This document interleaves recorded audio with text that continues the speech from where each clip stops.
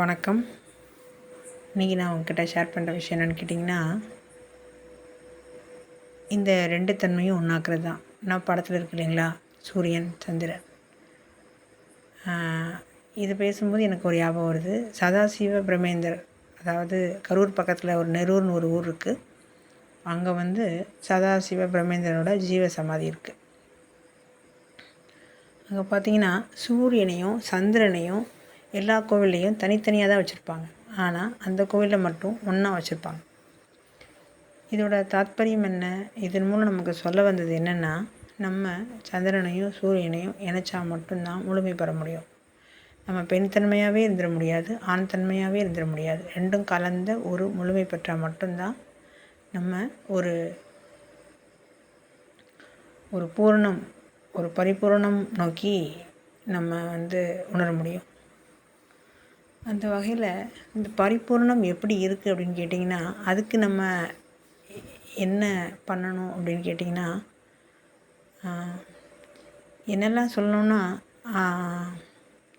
சொல்லுவாங்க இல்லையா, ஒரு விஷயம் எப்படி நடந்துச்சு அப்படின்னு நீங்கள் விளக்குங்க அப்படின்னு சொன்னால், எனக்கு நிஜமாகவே நான் எதுவுமே பண்ணல, எல்லாமே அவங்க தான் பண்ணாங்க.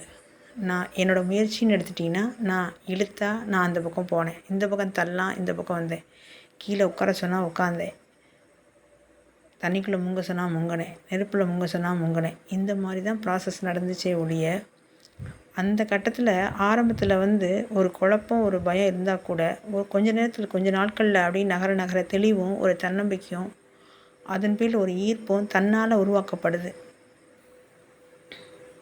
இதுதான் உண்மை. இங்கே நீங்கள் இந்த புக்கில், இந்த உபநிடதங்களில் இங்கே சொன்ன மாதிரி எதுவுமே இல்லை. இது யாருமே ஏன் புரிஞ்சிக்க மாட்டேங்கிறாங்கன்னு தெரில. ஆனால் அதெல்லாம் உள்ளே இருக்குது. அதெல்லாம் இல்லூஷனாக, உணர்வாக தான் இருக்குது, வெளிப்படையாக இல்லை. ஆனால் நான் என்ன தேடினேன்னா, வெளியே தேடினேன். சிவன் டைங்கன்னு காட்சி கொடுத்துருவாரு. அப்படி நான் இப்போ தியானம் பண்ணிகிட்ருக்கேன்னு வச்சுக்கோங்களேன். தியானம் பண்ணி அந்த தியானத்தில் உச்சத்தில் என்னோடய உள்ளுணர்வில் சிவன் அந்த சக்தி கலந்து அப்படி உணர்வாக இருக்கும்போது எனக்கு நேரில் நான் கண்ணை திறந்து அவங்க நேரில் காட்சி கொடுப்பாங்கன்னு நினச்சேன். நான் அதுக்கு தான் ரொம்ப நாளாக அதை நோக்கி நான் ஓடிக்கிட்டே இருந்தேன். சிவன் காட்சி கொடுத்துடணும், சிவன் காட்சி கொடுத்துடணும் அப்படின்ட்டு. அதுக்கு அவங்க வச்ச ப்ராசஸும், அவங்க எனக்குள்ளே தந்த பதிலும், நான் போன வேகத்தை அவங்க திசை திருப்பி மாற்றினதும் பார்த்தா, இப்போ இந்த பூமியில் உள்ள புக்கு, ஓலைச்சுவடிகள், அப்புறம் சித்தர்கள் இவங்கெல்லாம் ஒரு கதை சொல்லியிருக்காங்க இல்லையா, இது இல்லவே இல்லை. அப்படி இல்லவே இல்லை. இங்கே குருங்கிறது யாருமே இல்லை, உள்ளேருந்து நமக்குள்ளே தான் குரு செயல்படுறாரு. குரு வேறு எங்கேயுமே இல்லை. மூச்சு காற்று மட்டும்தான் குரு. உங்கள் மூச்சு காற்றை மட்டும் நீங்கள் கவனிச்சுக்கிட்டே வந்தீங்கன்னா, ஒரு விழிப்புணர்வோடு கவனிச்சுட்டே வந்தீங்கன்னா, அது எங்கே கொண்டு போய் விடணுமோ அது அங்கே விடுது. ஆனால் அந்த மூச்சு காற்றை நம்பாமல், அந்த மூச்சு காற்றெல்லாம் நமக்கு என்ன பண்ணிடும் அப்படின்னு நான் அதை துச்சமாக இல்லை, அதை யோசிக்கவே இல்லை. அது ஒரு ப்ராசஸாகவே நினைக்கல. எப்படி நம்ம இந்த கடைசியில் சாப்பிட்டுட்டு கருவேப்பிலையை தூக்கி போடுவோம் பார்த்திங்களா, அது மாதிரி தான் நான் மூச்சு காற்றை நினச்சேன். அதனால் எனக்கு என்ன ஆச்சுன்னா, கால விரயம் தான் ஆச்சு. 2வது என்னென்னா, தேவையில்லாத குழப்பம். எனக்குள்ளே ஆன்சர் இருக்குன்னு தெரியுது, ஆனால் கண்டே பிடிக்க முடியல. விடை இருக்குது, கேள்வி இல்லை.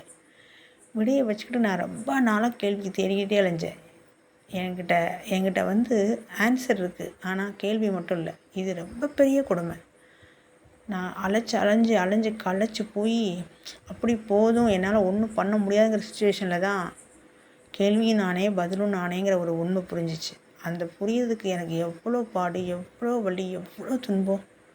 ஆனால் எனக்குள்ளே தான் இருந்துச்சு. ஆனால் நான் எங்கெல்லாம் தேடினேன் தெரியுமா?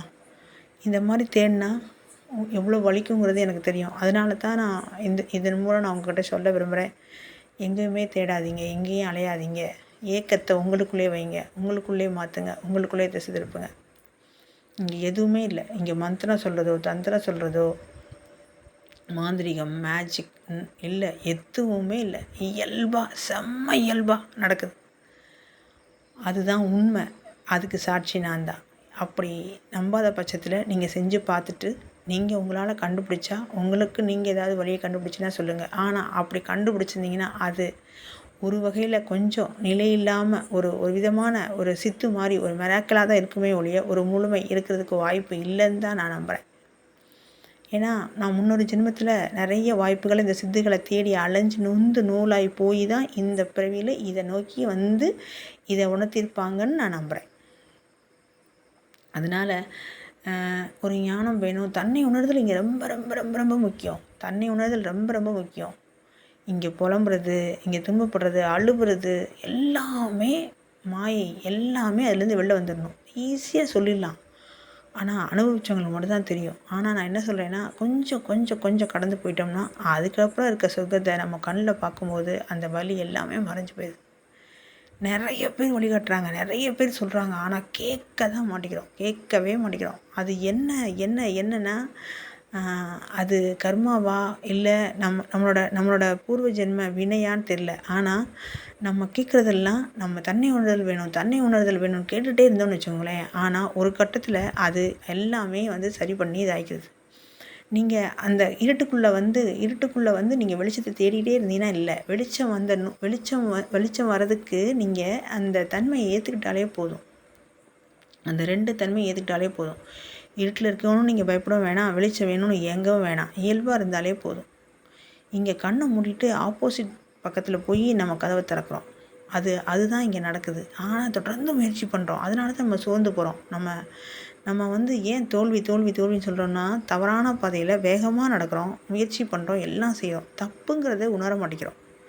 அதுதான் இங்கே விஷயம்.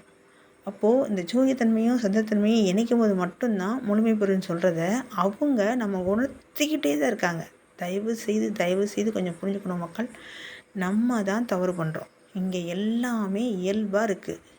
எப்படி நீங்கள் காலையில் உணவு சாப்பிட்டா உங்கள் மலம் எப்படி போகிறதோ, நீங்கள் காலையில் தூங்கும்போது கண் விழிச்சா எப்படி இயல்பாக முழிக்கிறீங்களோ, அதுக்கு எந்த மெனக்கெட்டு எடுக்கலை இல்லையா? நீங்கள் தூங்கிட்டு கண் விழிக்கும் போது ஏதாவது மெனக்கெடுக்கிறீங்களா? ஏதாவது செயல் செய்கிறீங்களா? இல்லவே இல்லை. இயல்பாக நடக்கிற மாதிரி தான் இங்கே எல்லாமே நடக்குது. இதை எப்படி புரிய வைக்கிறது அப்படின்னா, ஆனால் ரொம்ப ஈஸியாகவும் ரொம்ப சுலபமாகவும் ஒரு இலவசமாகவும் கிடைச்சா எப்படி நம்ம அலட்சியப்படுத்துகிறோமோ அதே மாதிரி தான் அந்த மூச்சு கதை பண்ணுறோம். மூச்சு தான். மூச்சு மட்டும்தான் இங்கே அனைத்துமா இருக்குது. மூச்சு மட்டும்தான் இங்கே எல்லாமா இருக்குது. அதுதான் தன்னை உணர்தலை கொண்டு வருது. அதுதான் ஞானத்தை மலர வைக்குது. அதுதான் எல்லாமே பண்ணுது. ஆனால் அதை மட்டும் விட்டுட்டு மிச்சம் எல்லாத்தையும் நோக்கி ஓடி இருக்கோங்கிறது எனக்கு இப்போ தான் புரிஞ்சிச்சு. அதுதான் சொல்கிறேன், தயவு செய்து எங்கேயோ ஓடாமல் உங்களுக்குள்ளே உட்காந்து அந்த மூச்சை மட்டும் கவனிச்சுக்கிட்டே இருங்க. எல்லோரும் ஏன் அந்த ஈஸியான விஷயத்தை செய்ய முடிக்கிறோன்னா, எல்லோரும் சொல்கிறாங்களே, அப்போ அது வந்து அசால்ட்டாக போயிடுது. உண்மையே சொல்லணுன்னா அது எவ்வளோ பெரிய அற்புதம் தெரியுமா? எவ்வளோ பெரிய ஆனந்தம் தெரியுமா? எவ்வளோ பெரிய பரமானந்தம் தெரியுமா? பேரின்பம் தெரியுமா? அந்த மூச்சை கவனிக்கிறது. அது சந்திரன் சூரியன் அப்படி தான் இருக்குது. இங்கே நட்சத்திரங்கள் அப்படி தான் இருக்குது. இங்கே இருக்க எல்லாமாவே அந்த மூச்சு காற்றா இருக்குது. காற்று அதை நமக்குள்ளே மூச்சு காற்று, வெளியில் பிரபஞ்சத்தில் காற்று. அந்த மூச்சு காற்றையும் எவன் ஒருத்தன் சரியான ஃப்ரீக்குவன்சியில் சரியான இதில் இணைக்கிறாங்களோ அவங்க சூரியனும் சுந்தரியனும் இணைத்த வராங்களாக தான் கருதப்படுறாங்க. உதாரணமாக எடுத்துக்கிட்டிங்கன்னா சதாசிவ பிரம்மேந்திரர் அந்த நிகழை உணர்ந்து அதை நமக்கு தெரியப்படுத்தணுங்கிறதுக்காண்டி தான் அந்த மாதிரி வச்சுருக்காங்க. இந்த மாதிரி நிறைய சித்தர்கள் நிறைய யோனிகள் வச்சுருக்காங்க. எனக்கு தெரிஞ்சு நான் அதை உங்ககிட்ட ஷேர் பண்ணுறது, நான் பார்த்ததை அதை சொல்கிறேன். அப்போது அந்த மனிதர் அந்த நிலையை உணர்ந்திருக்காரு. அவர்கிட்ட போய் கேட்டால் அவருக்கு நம்ம கண்டிப்பாக நம்ம சொல்லி தருவார். அப்போது இந்த மாதிரி மனிதர்கள் உணர்ந்ததை நமக்கு அழகாக சொல்லி கொடுத்து தான் போயிருக்காங்க. யாருமே வந்து நமக்கு வந்து தேடணும், அலையணும், கஷ்டப்படணும்னு சொல்லவே இல்லை. மனிதர் ரூபத்தில் கூட இறைவன் வந்து உதவி பண்ணிட்டு தான் இருக்கான். அதனால் மனிதர்களாகி நம்ம இன்னும் காலம் கடத்தாமல், இன்னும் பேசிக்கிட்டே இருக்காமல், இன்னும் நடந்ததில் பற்றிலாம் யோசிக்காமல், புலம்புறதை விட்டுட்டு அடுத்து என்னங்கிறத யோசிக்கிறதுல தன்னை உணர்தல் முக்கியம்னு எதுக்கு சொல்கிறதுனா, அப்போ தான் எல்லாமே மலரும். அப்போ தான் இங்கே எல்லாமே புரியும். அப்போ தான் சரியான கண் கொண்டு பார்ப்போம். இங்கே அவங்க இவங்க சுற்றி எல்லாமே பார்த்துட்டு நம்மளை மறந்துடுறோம். முதல்ல நம்மளை பார்ப்போம், நம்மளை புரிஞ்சுப்போம், முதல்ல நம்ம யாருன்னு உணர்வோம். அதுதான் இங்கே அதி முக்கியம். இங்கே சூரியன் சந்திரனும் இணைக்கப்பட்டால் மட்டும்தான் மலரும். இங்கே வந்து ஒரு விஷயம் வந்து எப்படி சொல்லப்படுது அப்படின்னா, பழங்காலம் தவமிருந்து அதுக்கு முயற்சி எடுத்து அதோட வலியோடையும் அது துன்பத்தோடையும் பற்றா மட்டும்தான் அது வந்து உயர்ந்த பொருள், உயர்ந்த நிலை அப்படின்னு சொல்கிறோம். அப்படி தான் புக்குகள்லேயும் ஓலைச்சுவடிகளையும் இதிகாசங்களையும் கொடுக்கப்பட்டிருக்கு. அப்படி இல்லை, அப்படி அந்த காலத்தில் இருந்திருக்கலாம்.